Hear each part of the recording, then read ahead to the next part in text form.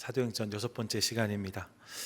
오늘 초대교회가 만난 문제에 함께 대하면서 주시는 말씀 함께 받기를 원합니다. 여러분, 세상이 요즘에 참 어지럽습니다. 경제적으로도 정치적으로도 이렇게 혼란한 적이 또 언제 있었나 싶을 만큼 요즘에 들리는 소식들, 뉴스들 하나하나가 다 만만치가 않습니다. 이번 주간에 또 동남아시아 쪽에서 전쟁이 또 나서 시끄럽다는 이야기들을 듣습니다. 이런 혼란들이 언제쯤 마무리되고 또 세상에 진정한 평화가 찾아올까, 이런 생각을 하게 되어지죠. 이런 생각하는 사람들 중에 이 땅을 신이 직접 통치하면, 종교가 다스리면 더 낫지 않을까, 그런 판단을 했던 사람들이 있습니다. 소위 신정국가라고 하지요. 지금 아랍에 있는 나라들도 보면 나라의 대표 지도자가 종교 지도자가 되는 경우들이 왕왕 있는 것을 봅니다. 신의 뜻을 따르면, 종교의 힘을 빌면 더 나아지지 않을까, 이런 생각을 하는 사람들이 있는 거예요. 하지만 그들의 모습도 별반 다르지 않죠. 기독교 안에서도 그런 움직임과 시도가 있었습니다. 크리스텐돔이라고 말하는데, 크리스텐돔이라는 단어를 찾아보시면 기독교가 사회, 문화, 정치, 경제 등 사회 전반적인 영역에서 지배적인 역할을 했던 시기나 체제를 크리스텐돔이라고 말합니다. 그러니까 그리스도가 다스리는 왕국이라는 의미예요. 이 땅에서 그런 나라를 만들고 싶어 했던 사람들이 있는 거죠. 쉽게 설명하면 기독교가 다스리는, 기독교가 통치하는 나라라고 할 수 있습니다. 그런 나라와 그런 세상을 꿈꿨던 이들이 있어요. 우리나라에도 여러 정당들이 있는데 여러 해 전에 기독당이나 기독민주당 이런 당들 있었던 것을 기억합니다. 소수 정당이었지만 그런 정당의 시도들이 있었던 거죠. 이런 부분이 가장 활발한 게 독일인데요. 독일 지금 가보시면 우리 기민당, 기사당 이런 말 하잖아요. 근데 그게 다 기독교와 연결된 당들인 거예요. 기민당은 기독교 민주당이고 기사당은 기독교 사회당이라는 단어의 줄임말이거든요. 종교를 통해서 사회를 끌어가고 싶은 마음들이 있는 거예요. 그러면 좀 나아지지 않을까. 여러분, 어떻게 생각하세요? 교회, 기독교가 세상을 주도하면 세상이 좀 나아질까요? 목사들이 막 다 국회의원 되고 장관 돼서 하면 나아질까? 여러분, 어떻게 생각하세요? 쉽지 않아 보입니다. 솔직히 말하면 더 나아질 것 같다는 자신이 없습니다. 왜냐하면 교회라고 해서 완전한 공동체가 아니기 때문입니다. 이런 교회도 교회 안에서 여러 가지 문제들을 발견하잖아요. 근데 세상을 교회가 이끌어간다고 문제 없는 세상이 되는가? 그럴 수 없다는 거죠. 이런 모습을 확인하는 구체적인 본문 중 하나가 오늘 만나는 본문이라고 할 수 있습니다. 사도행전 6장인데요. 1절을 보시면 이렇게 시작되어집니다. 같이 읽겠습니다. 시작. 그때 제자가 더 많아졌는데, 여러분, 그때 누가 많아졌다고요? 제자가 많아졌다라고 말합니다. 성경을 잘 기억해 보세요. 사도행전 4장에서는 복음을 듣고 무리가 됐던 사람들, 공동체가 된 사람들을 4장에서 믿는 무리라고 지칭했습니다. 5장에서는 이들을 큰 무리라고 말했어요. 그런데 오늘 본문에 와서는 이들을 제자라고 부르고 있습니다. 제자라는 단어가 헬라어로 마테테스지요. 배우며 따르는 사람들이라는 의미입니다. 단순한 호기심을 가지고 한번 와봤던 사람들이 아니었다는 거예요. 예수의 삶과 그분의 가르침, 그 복음을 깊이 받아들이고 그분을 배우고 따르려 했던 사람들, 그들이 제자들이었던 거죠. 그런 사람이 많이 모이는 공동체, 교회였다라고 말씀하고 있는 거예요. 예, 여러분, 제자가 많아졌다 합니다. 그러면 우리가 기대하는 일들은 어떤 일이에요?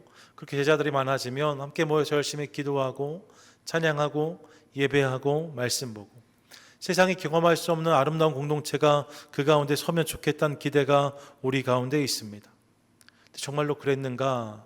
아니요. 본문을 보시면 그들이 마주한 상황은 우리의 기대와 다른 것이었다라고 성경은 말씀하고 있어요. 1절 전체 함께 읽어보도록 하겠습니다. 함께 읽습니다.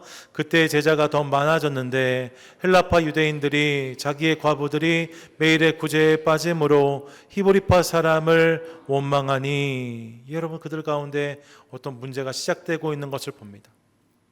기본적으로 이 공동체 안에 두 종류의 유대인들이 있었대요. 유대인이라고 하면 이스라엘 사람들이라고 할 수 있는데 그 중에 헬라파가 있었고 히브리파가 있었다라고 말씀하고 있는 거죠. 헬라파는요, 헬라어를 쓰는 유대인이라고 말할 수 있습니다. 혈통적으로는 유대인이지만 여러 가지 이유로 이스라엘을 떠나서 헬라 문화권에서 살다가 돌아온 사람들, 혹은 이스라엘 안에 있었지만 헬라의 문화를 영향을 크게 받았던 사람들, 그래서 세상 문물에 보다 밝고 나름 어느 정도의 경제적인 여유도 가지고 있었던 사람들, 헬라파 유대인이라고 말할 수 있어요. 히브리파 유대인은 히브리어를 사용했던 유대인들입니다.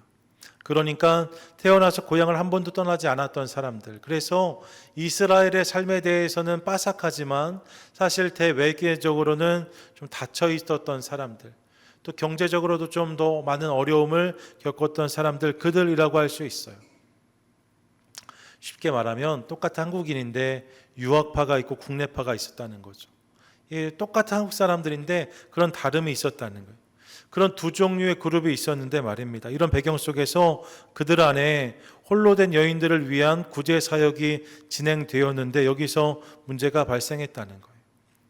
기본적으로 예루살렘이 홈그라운드였던 히브리파 사람들이 이 사역의 주체가 되었는데, 그렇게 사역이 진행되었는데 그 과정 가운데 헬라파 여인들에게 음식이 돌아가지 않는 일들이 생기게 되었다는 거죠. 음식을 쭉 나눠주는데 자꾸 헬라파 여인들이 빠지게 되는 거예요. 여러분 생각해 보세요. 이 일이 의도된 배제였을까요?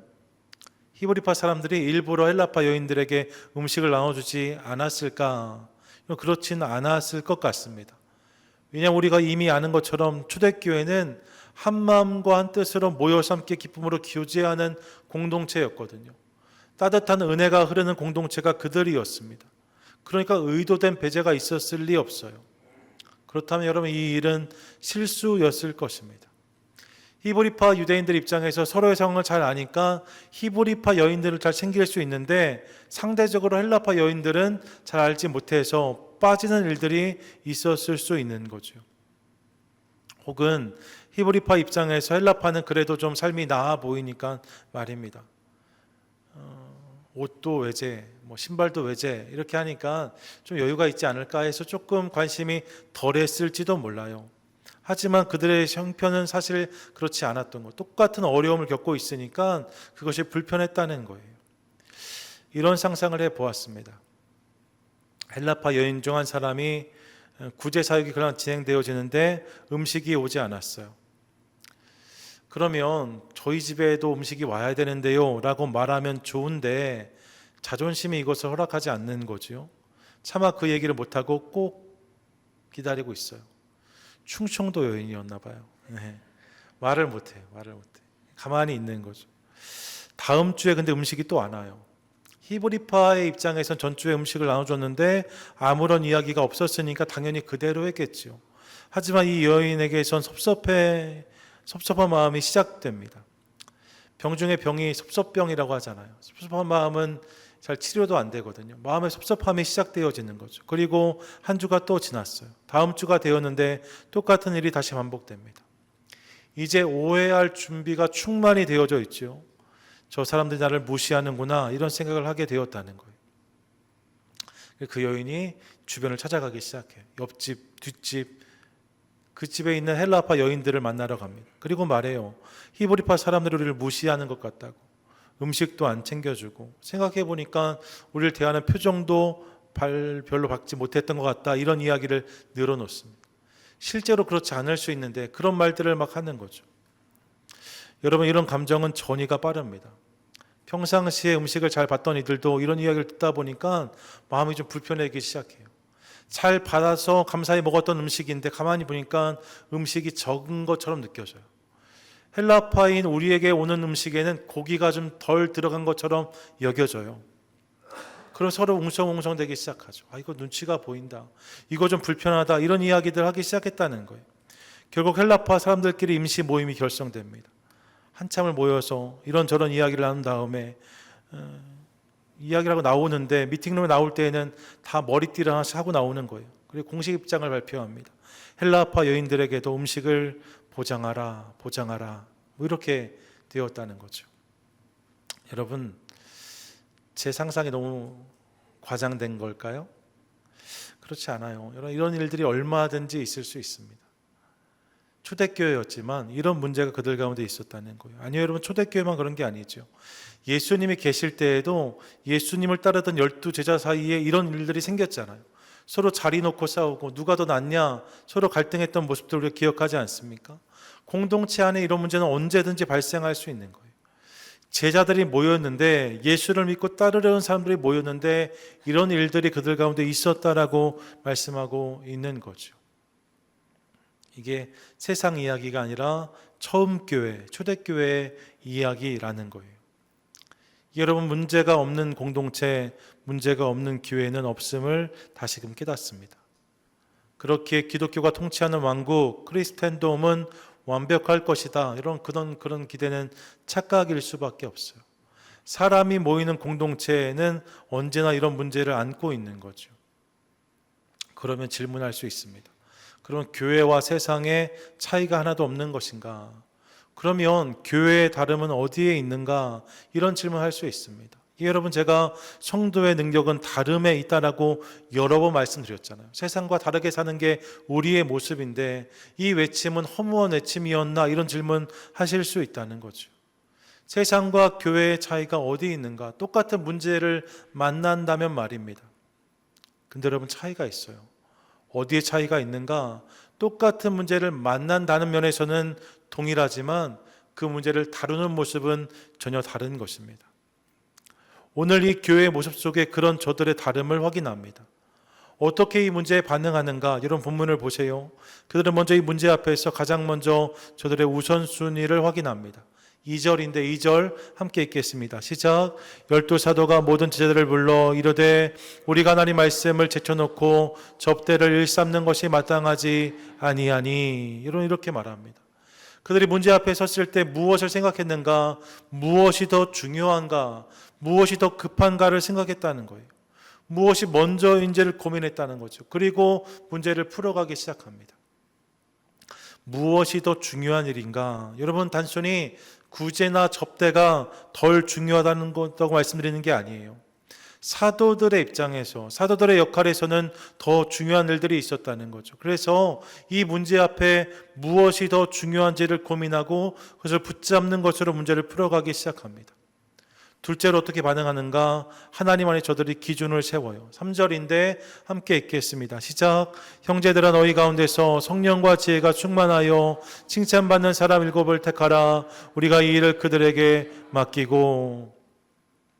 사도들이 스스로 연약함을 인정하고 우리가 이걸 다 할 수 없다, 그러니까 우리가 할 일을 따로 정해놓고 이 일은 다른 이들에게 맡기자라고 결정했다는 거예요. 그러면 사람을 세우려고 합니다. 그런데 여러분, 이 일의 기준을 잘 보세요. 지금 저들에게 맡겨진 일이 어떤 일입니까? 구제 사역이잖아요. 음식을 나누는 일이었단 말입니다. 그러면 그런 일을 잘하는 사람을 세워야 맞을 것 같습니다. 소위 큰 식당을 해본 사람, 손이 빠른 사람이나 셈이 빠른 사람, 계산에 능한 사람, 판단이 빠른 사람, 이런 사람들 세워야 이 일이 잘 돌아갈 것 같아요. 그런데 저들이 사람을 세우기로 결정하는데 그러면서 기준을 무엇으로 정하는가? 성령과 지혜가 충만한 사람이라고 말씀하고 있습니다. 그래서 교회 공동체에 칭찬을 받는 사람, 성령과 지혜가 충만하여 예수 잘 믿고 신실한 삶을 살아가는 사람들, 본이 되는 이들, 그들에게 이 일을 맡기기로 결정했다는 거예요.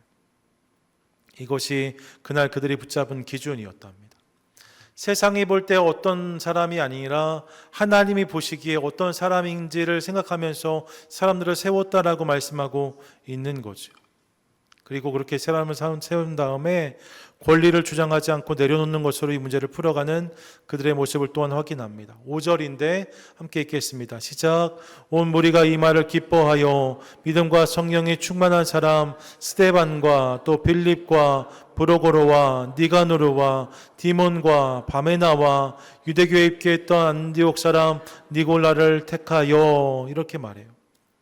여러분, 오해로 생긴 갈등을 풀어가고 있는데 말입니다. 우선순위를 정하고 기준을 세워 사람을 세웠답니다. 그렇게 세워진 사람이 우리가 잘 알고 있는 초대교회 7 집사들이에요. 그들의 이름이 언급되고 있는데 여러분 그들의 이름을 주목해 보십시오. 스데반, 빌립, 브로고로, 니가노르, 디몬, 바메나, 니골라라고 되어져 있습니다. 이런 이름들이 좀 생경하지 않으세요? 그동안 나왔던 성경의 이름들과는 좀 차이가 있는 이름처럼 느껴집니다. 당연해요. 왜냐하면 이 이름은 다 헬라식 이름이기 때문에 그렇습니다. 헬라식 이름을 가진 사람들, 다르게 말하면 이들이 다 헬라파 유대인들이었다는 거예요.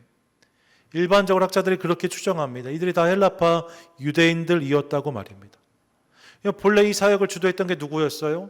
히브리파 유대인들이었어요. 그런데 문제가 생기니까 저들이 자신들의 권리를 강화하거나 주장하지 않고 오히려 그 권리를 내려놓음으로 다른 사람들을 세워주고 있는 저들의 모습을 확인합니다. 히브리파 사람들이 자신들의 권리를 내려놓고 헬라파 유대인들을 세워주었다는 거죠. 그렇게 저들로 하여금 이 사역을 감당하게 했다라고 말씀하고 있어요. 그렇게 이 문제가 풀려가고 있는 것을 보는 거죠. 여러분 이렇게 저들이 이 문제를 다루었다라고 말씀하고 있어요. 사실 서너 절의 말씀으로 끝나는 이야기지만 목회자로 살고 있는 제 입장에서 보면 여러분 이 과정이 절대 쉽지 않았다는 것을 느낄 수 있습니다. 상상해 보세요. 제가 목양실에 앉아 있는데 어느 권사님 올라오셔서 목사님 주방에서 싸움이 났어요. 그럼 벌써 여러분 심장이 두근두근 거려요. 이걸 또 어떻게 해결하나 이런 문제가 이런 생각이 들 수 있습니다. 그렇지 않겠습니까? 간단한 문제가 절대로 아닌 거예요. 그 권사님과 그 권사님 이거 어떻게 문제를 풀어야 되지? 이런 생각 말입니다. 사도들도 많이 당황했을 거예요. 구제 사역을 하다가 문제가 생겼다고 하니까 말입니다. 헬라파 유대인들이 서운해하더라, 목소리가 나오더라 이런 이야기 들었을 때 왜 어렵지 않았겠어요? 기도하면서 무엇이 문제인지 곰곰이 생각했을 것입니다. 그러다가 우선순위를 생각하게 된 거죠. 그리고 누군가를 세워야겠다. 기준을 세우는데도 꽤 많은 시간이 필요했을 것 같습니다. 뿐만 아니라 그렇게 해서 7명의 사람을 세웠다고 하잖아요. 7명의 사람을 세우는 일도 결코 쉽지 않았을 것입니다. 수많은 사람들 중에 누가 이 7명이 될 것인가 어려운 결정이죠. 늘 이런 결정하면 8번째, 9번째 사람들 서운해하잖아요. 왜 나는 이런 생각하니까 말입니다. 여러분 이 어려운 일들을 한 땀 한 땀 풀어서 이 문제를 해결하고 있는 저들의 모습을 보는 거예요. 쉽지 않아요. 그래서 사실 여러분 이런 일들을 만나면 그냥 그만하자라고 말하는 이들이 많은 것을 봅니다. 좀 과격한 분들은 때려치워라고 말해요.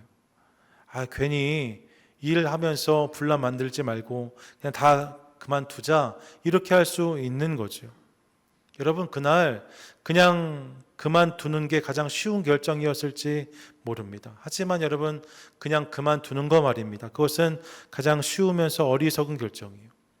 사단이 그것을 가장 원하기도 하죠. 그래서 하나님의 일들이 중단되는 것을 원하는 세력이 있습니다. 근데 초대교회는 그렇게 하지 않았다는 거예요. 문제를 풀어가는 과정이 어려워요. 지난해요. 피곤해요. 힘듭니다. 하지만 그럼에도 불구하고 이 문제를 계속해서 다루며 한 걸음씩 나아가는 그들의 모습을 확인합니다. 포기하지 않고 이 문제를 다루었다는 거예요. 그리고 그 결과가 어떻게 되었는가 7절이 이렇게 말씀해요. 7절 함께 읽겠습니다. 시작. 하나님 말씀이 점점 왕성하여 예루살렘에 있는 제자의 수가 더 심히 많아지고 허다한 제사장의 무리도 이 도에 복종하니라. 아멘. 이 7절이 전 참 큰 감동이 옵니다. 이 부분이 눈에 크게 들어와요. 여러분 보세요. 분명히 6장 1절은 문제로 시작되었습니다. 풀기 어려운 문제예요. 사역을 하다가 갈등과 오해가 생겼다 합니다. 문제가 시작되었는데 이 본문의 마무리는 무엇으로 끝나는가? 부흥으로 마무리되는 것을 확인합니다. 문제로 시작되었는데 부흥으로 마무리되었다라고 말씀하고 있는 거죠. 이를 통해서 사역을 계속하게 되어지고 은혜는 더해지며 공동체는 부흥을 경험했다라고 말씀하고 있어요. 할렐루야. 아멘. 뿐만 아니라 여러분 이렇게 세워진 7 집사 중에 말입니다.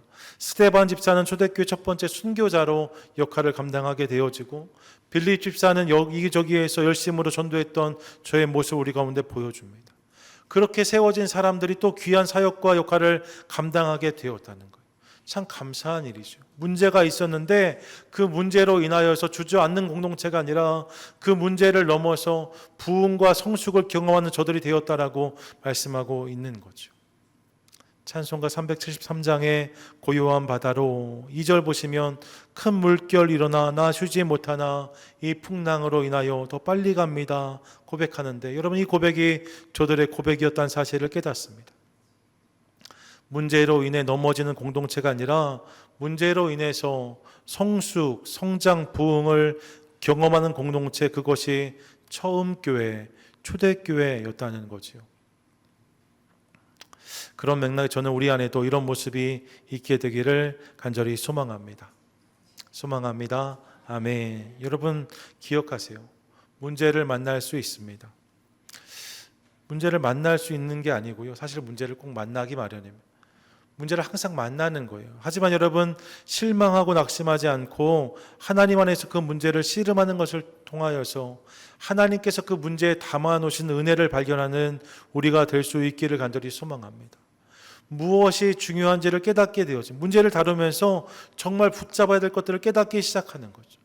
일보다 영혼을 중히 여기고 속도보다 방향을 고민하면서 우리의 생각보다 하나님 말씀을 부여잡는 우리가 될 수 있기를 간절히 소망합니다. 또 문제를 다루는 과정들 속에서 우리의 원칙과 기준이 나의 생각, 나의 경험, 나의 주장, 나의 상식이 아니라 하나님 말씀으로 바뀌어지는 은혜를 누리는 우리 될 수 있기를 간절히 소망합니다. 이를 통해서 여러분 무엇인가를 주장하기보다 내려놓고 움켜주기보다 내어주는 것을 통해서 문제가 풀려가는 것을 경험할 때에 이를 통해서 하나님께서 공동체를 아름답게 세워주실 줄 믿습니다. 날마다 그 은혜를 경험하고 누리는 저와 여러분 우리 모두가 되시기를 축복합니다. 아멘. 인생도 마찬가지입니다. 성도의 인생은 문제가 없는 인생이 아니다 여러 번 말씀드렸습니다. 예수를 잘 믿어도 문제를 만납니다. 예수를 잘 믿어도 여러 가지 어려움을 당할 수 있습니다. 하지만 여러분 그 문제로 인해 낙심하거나 포기하지 아니하고 하나님 안에 답을 찾아가는 모습이, 몸부림이 우리 가운데 있을 때 하나님께서 그 문제를 통해 우리의 삶을 깊이 다루어 주실 줄 믿습니다.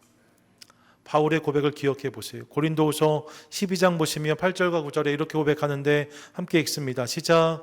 이것이 내게서 떠나가게 하기 위하여 내가 3번 주께 간구하였더니 나에게 이르시기를 내 은혜가 내게 족하도다.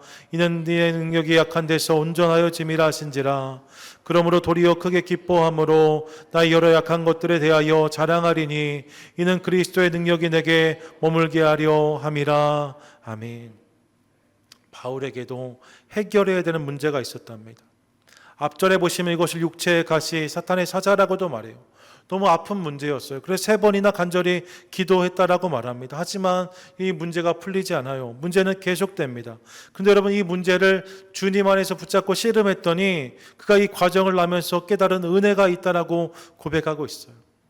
그 은혜 안에서 나의 약함은 부끄러움이 아니라 하나님의 강함을 자랑하는 통로가 되었다라고 고백하는 바울의 고백을 듣습니다. 예, 하나님 안의 문제를 다뤄갈 때 이런 은혜, 이런 감격을 누릴 수 있다라고 말씀하고 있는 거죠. 저는 우리에게도 동일한 고백이 있게 되기를 간절히 소망합니다.